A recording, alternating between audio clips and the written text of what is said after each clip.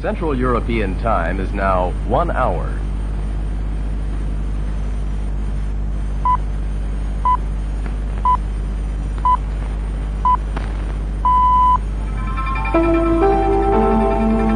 AFN News, a summary from the wires of the AP and UPI. Here is Milt Fullerton. Good morning. In the news at this hour, Vice President Spiro Agnew has addressed the graduating members of the Air Force Academy, and Admiral Elmo Zumwalt, the Chief of Naval Operations, spoke to graduating midshipmen at Annapolis. Agnew told the 690 graduating airmen that they're facing a world where their efforts, patriotism, and sacrifices will be criticized and condemned. And the Vice President added in his words, "Some of you will even be tempted to lay aside your blue suits." But he said, again in the Vice President's words, "You'll find strength in the inherent goodness of your country." Admiral Zumwalt, meanwhile, defended his mod changes in the Navy by saying the doing away with flogging did not stop naval progress. And he told the 862 Navy grads that long hair and beards and sideburns are not stopping the progress of the modern Navy. The Admiral nevertheless commended the Marine Corps Commandant for not adopting Zumwalt's directives, allowing beer in the barracks and long sideburns and hair. Zumwalt added the Marine Corps has decided, and rightly so, Zumwalt says, to go the way of the Spartan. Defense Secretary Melvin Laird addressed West Point graduates, telling them that their mission is peace, a mission, Laird says, of which they can be very proud.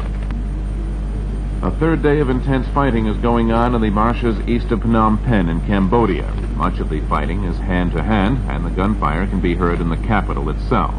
American B-52s have been hitting enemy targets in northeastern Cambodia, seeking to hamper supplies for the troops menacing Phnom Penh. In South Vietnam, 15 North Vietnamese are reported killed in the first day of a drive by up to 2,500 government infantrymen south of Pleiku in the Central Highlands. Also in the Central Highlands, the North Vietnamese shelled Fire Base 5 north of Pleiku yesterday, and B-52s have hit enemy targets near the fire base. In Washington, 3 congressmen who recently visited Vietnam say more than 60,000 American servicemen there probably are using hard drugs. Republican Seymour Halpern, speaking for the 3, said the figure represents 20% of the servicemen in the war zone, and some estimates are close to 30%. Pentagon official says it's not known how many are using heroin and other drugs, but that drug use does appear to be spiraling. Secretary of State William Rogers has commented on unofficial North Vietnamese hints that the communist side would be ready to swamp the release of U.S. war prisoners for a fixed date on American troop withdrawals. He termed such hints, in his words, mere propaganda.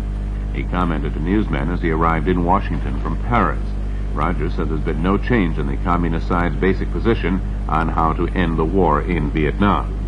The State Department, meanwhile, says that North Vietnam's position on the prisoner of war issue will be probed again at today's session of the Paris peace talks, but it voices little expectation of any change. The White House suggests that some individuals, former Defense Secretary Clark Clifford, for instance, may be using the POW issue for personal political ends. Clifford has suggested that U.S. prisoners might be returned within 30 days. The United States would schedule a complete withdrawal by December 31st of this year. White House News Secretary Ron Ziegler commented on that matter yesterday. U.S. Attorney General John Mitchell suggests that sophistry is triumphing over common sense in many American courtrooms.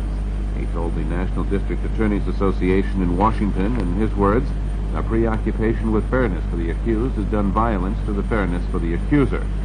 Mitchell added that the Nixon administration is determined to end this and establish a balance in the courtroom. A prisoner who expected to be released on bail after 14 years on New Jersey's death row still is a prisoner after all. The U.S. Circuit Court of Appeals in Philadelphia has ordered Edgar Smith Jr. held, while the state of New Jersey fights a lower court order for a new trial. A federal district judge in Newark has ordered the new trial and release of Smith on $5,000 bail. Father Daniel Berrigan, an outspoken anti-war priest, has been taken from federal prison in Danbury, Connecticut, to a hospital in the same town. Prison officials say he has severe difficulty in breathing and a rapid heart rate while undergoing routine dental treatment. That's news to the hour, compiled and edited in the AFN newsroom from the wires of the AP and UPI. This is Milt Fullerton reporting. Next AFN News at 3 hours. We're dialing an old friend in Hollywood. Old Skinos himself, Bob Hope. Hi, this is Bob Big Ten Hope saying if you want to grow up and be like Crosby, you got to start stashing away that loot now while you're over here.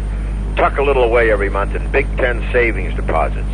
you'll get a big 10% interest, guaranteed by Uncle Sam, the only guy that's got more than Cross. Yes, sir, save now, and when you get back stateside, you'll be able to color it green. I'm mean. American Forces Radio.